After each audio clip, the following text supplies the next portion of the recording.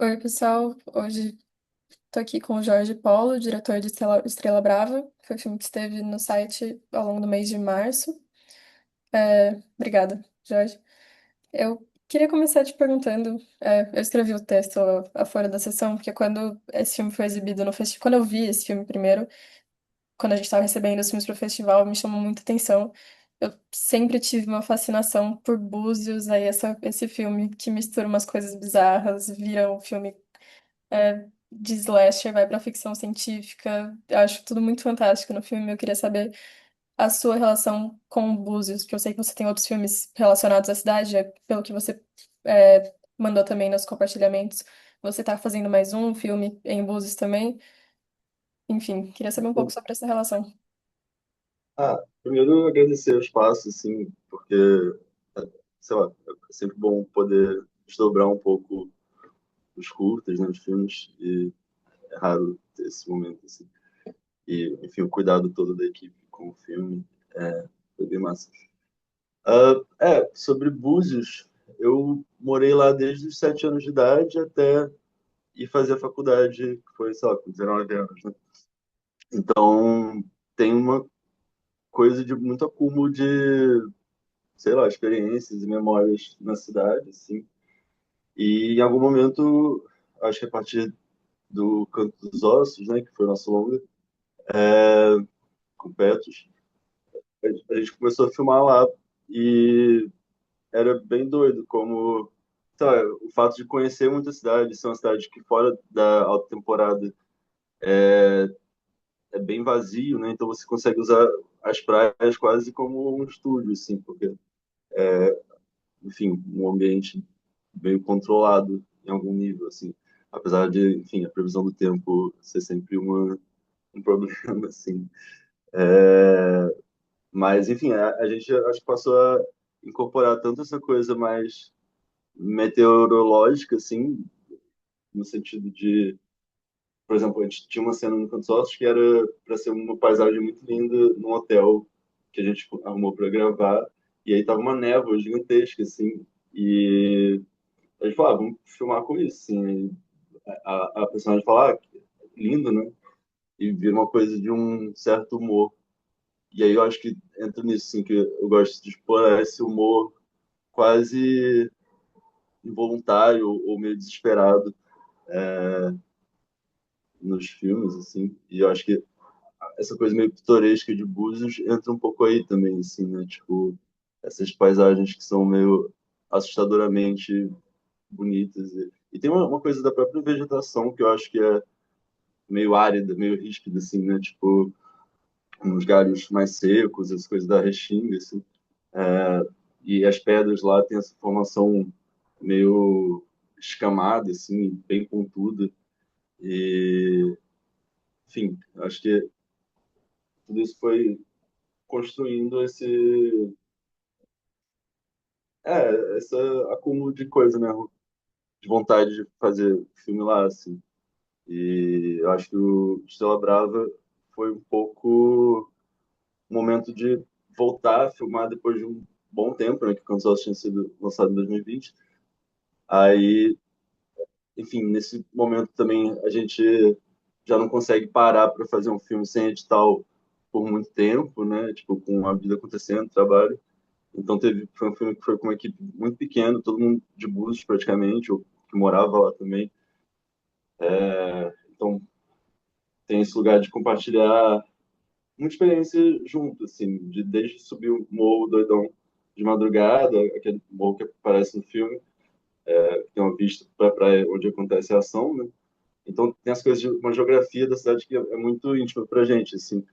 E, e eu acho que, enfim, isso acaba imprimindo um pouco no filme. Sei lá, o Gustavo, por exemplo, é companheiro de filmes de terror de muito tempo, assim, eu tenho um pouco de medo de ver filmes de terror sozinho, então a gente vê muito filme junto.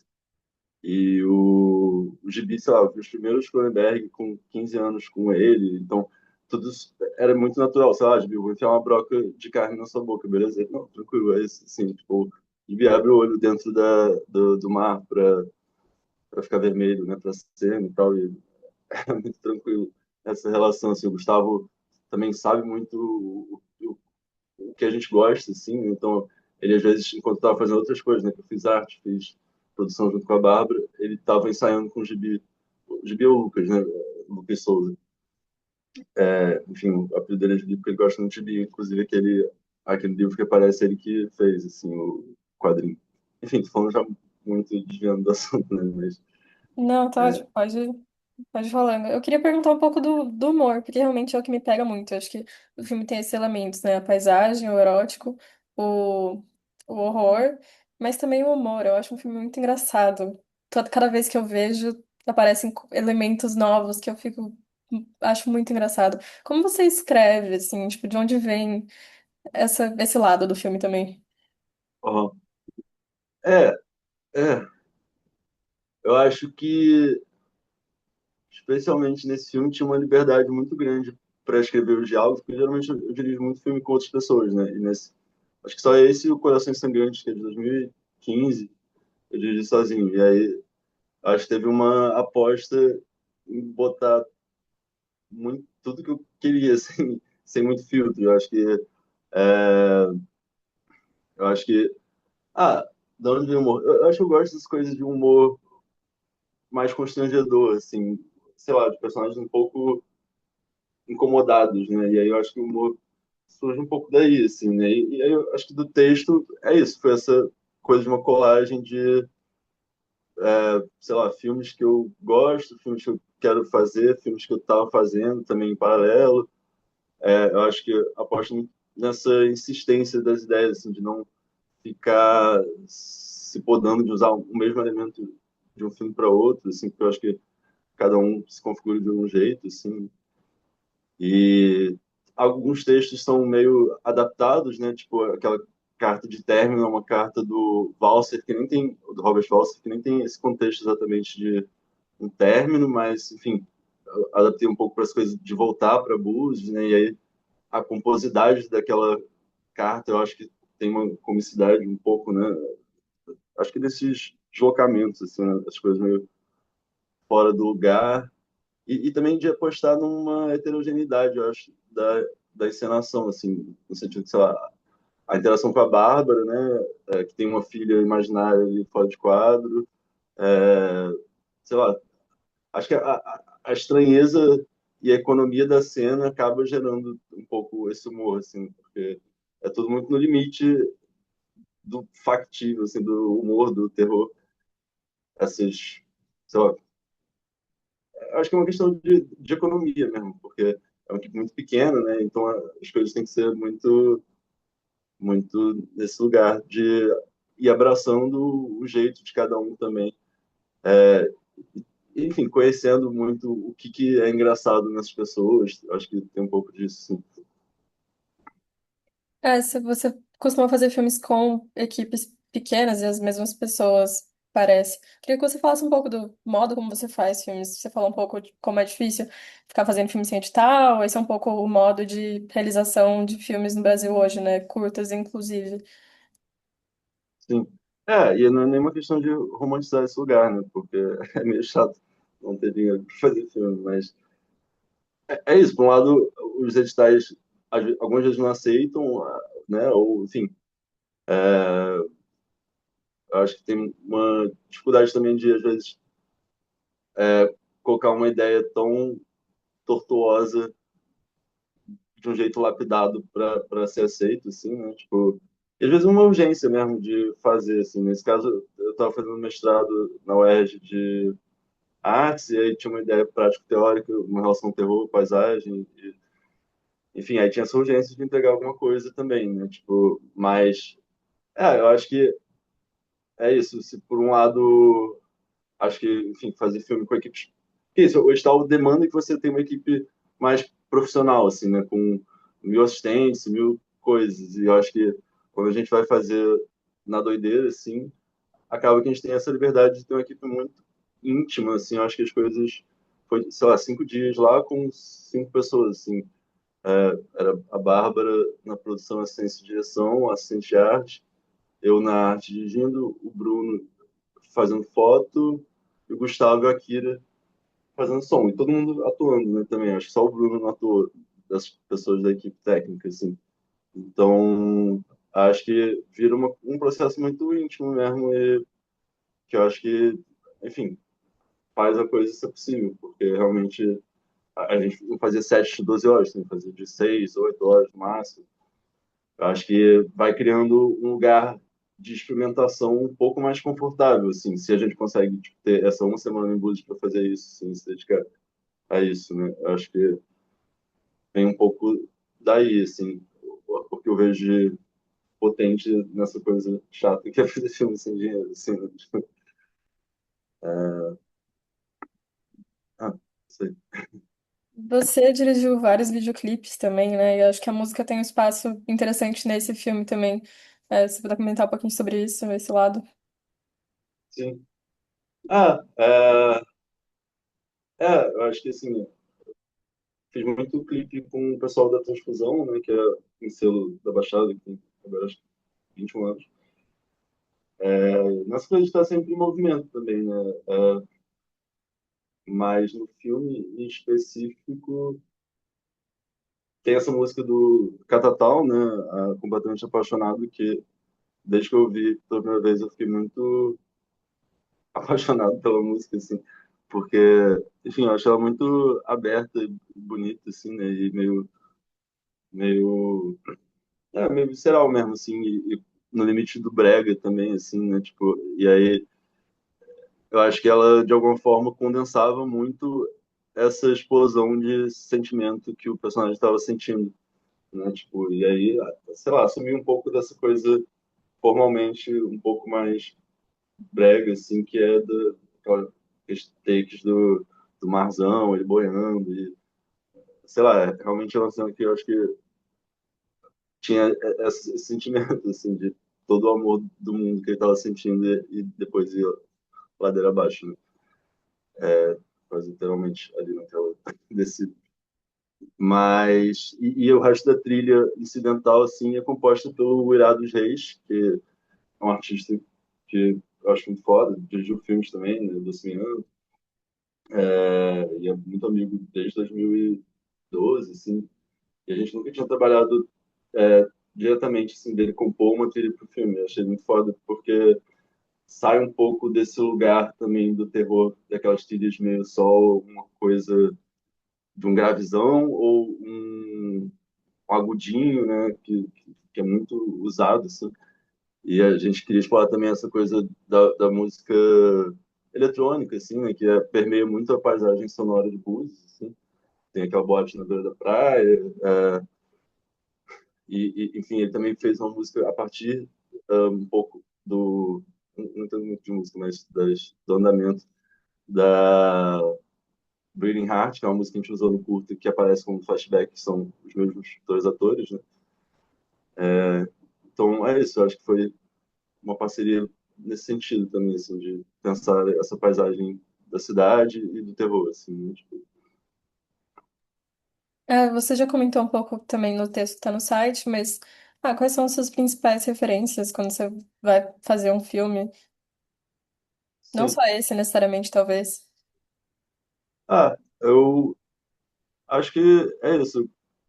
Acho que eu tava muito pilhado no Fult, assim, e, sei lá, até revi o Laudler recentemente, e é muito encantador mesmo a forma que ele mergulha na, na artesania do gore mesmo, assim, né? Tipo, uma coisa muito palpável, assim, e é um filme até meio narrativamente desconexo, assim, mas é isso, ele parece estar sempre querendo a próxima cena de morte mais bela possível, assim, por mais que seja de um jeito meio bizarro, assim, né? E eu acho que, enfim, eu acho que teve, os filmes aparecem como o diálogo também, né? O Kairate da briga, a Força dos Sentidos do Jogar acho que tem uma coisa dessa paisagem pitoresca de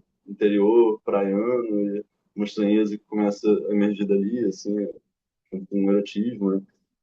Assim, nesse filme eu acho que foi muito isso.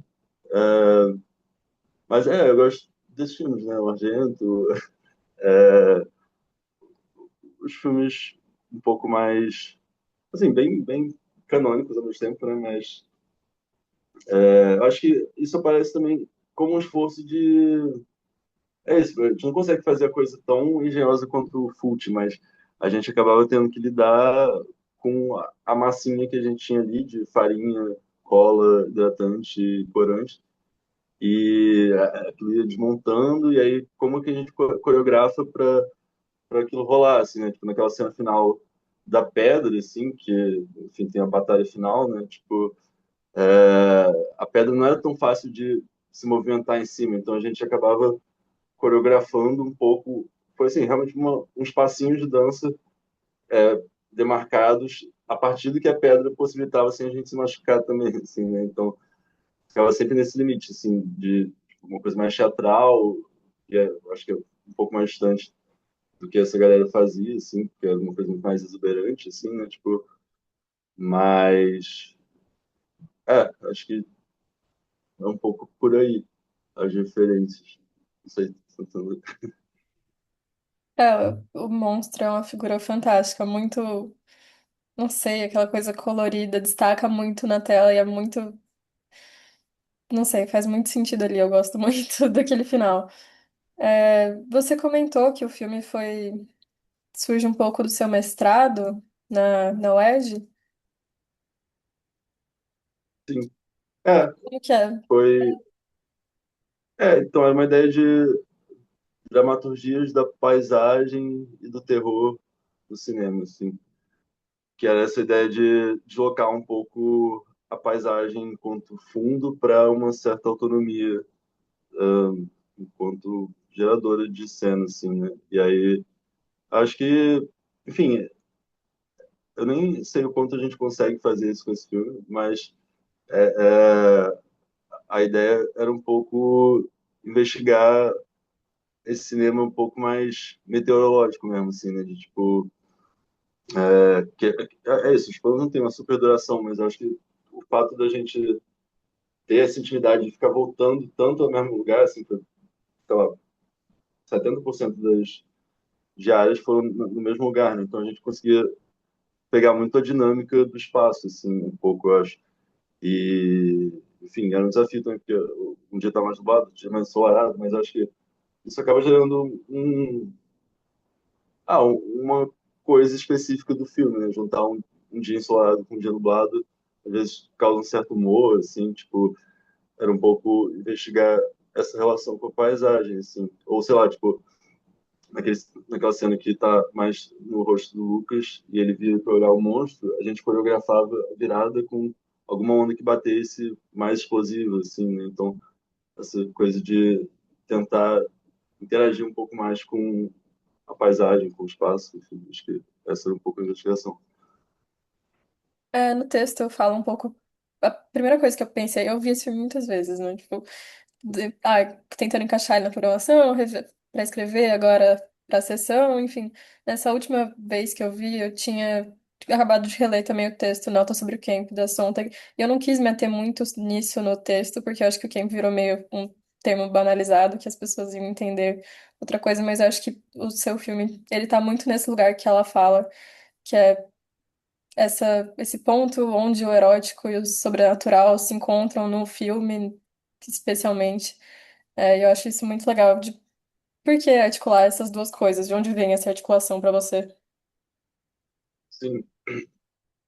Eu acho que talvez o que me interessa mais no terror, assim, é um pouco essa possibilidade de explorar sentimentos quase abstratos ou não muito codificados, assim, né? Porque, não sei, vendo filmes de terror, acho que o que mais me encanta realmente é isso, assim, é tipo, sei lá, uma coisa que fica muito em limite de muita coisa, do medo, do erótico, sei lá, do sublime mesmo, da materialidade do sangue, assim, né? Tipo, e as cores de cada sangue, assim, dependendo de cada filme, né? Eu acho que é o que me encanta mais com o terror, assim. E aí, é engraçado, porque, sei lá, esse filme, O Canto dos Ossos, por exemplo, não foram muito bem aceitos em festivais mais de terrorzão, assim, o que é uma pena, assim, porque eu falei, poxa, é um filme de terror. E eu acho que tem um pouco disso, assim, de explorar esses, essa abstração dos sentimentos mesmo. E aí eu acho que o erótico entra nisso, assim, né, como uma vontade um pouco de criar, sei lá, esse prazer de uma forma mais esquisita e tortuosa e triste às vezes. E, não sei, que eu acho que é muito artificial e ao mesmo tempo muito sincero, assim. Acho que é um pouco se liga por aí com o Camp, assim, né, também. É, tinha lembrado alguma coisa, mas esqueci. É muito artificial, muito sincero, exatamente isso. É... Ah, para acabar, você cita lá no site o filme que você tá fazendo, tá em processo, Sono da Armação. Você pode falar alguma coisa sobre ele? Ah, sim. Nossa, esse filme está é um pouco uma maldição, assim. A gente fez um financiamento coletivo em 2015 ou 16, sei lá. Enfim, a gente começou a gravar em 2017, no final, e aí depois a gente não estava muito satisfeito, retomou umas gravações em 2023. Enfim, eu estou um pouco perdido com esse filme, mas aí depois a gente ganhou um editalzinho de curta-metragem um pouco mais assim, ah, falar sobre as lendas de Búzios, nanã, e aí a gente terminou de filmar algumas coisas e agora a gente precisa reunir e montar, porque eu, Petros, Helena Lessa e o Gustavo Pires, que também atua nesse filme, né? A gente está dirigindo junto. É, enfim, a gente tem que voltar para a edição, assim, basicamente. Mas acabou que também esse filme, essas entrevistas que a gente fez com o pessoal mais velho da cidade foi massa, assim, que a gente mapeou muitas histórias que a gente, sei lá, não fazia tanta ideia, assim, e que agora eu tô até querendo fazer uma pesquisa mais voltada para o Boitatá em Búzios, que tem uma presença meio inesperada, assim. É isso. E também quero ainda fazer mais um filme esse ano, mais nessa onda de ir num carro, equipe pequena, filmar só numa praia, e isso tá para rolar também pro meio do ano, assim. Legal. Obrigada, Jorge. Acho que é isso que eu tenho. Quero ter Parar de muito gravar. massa.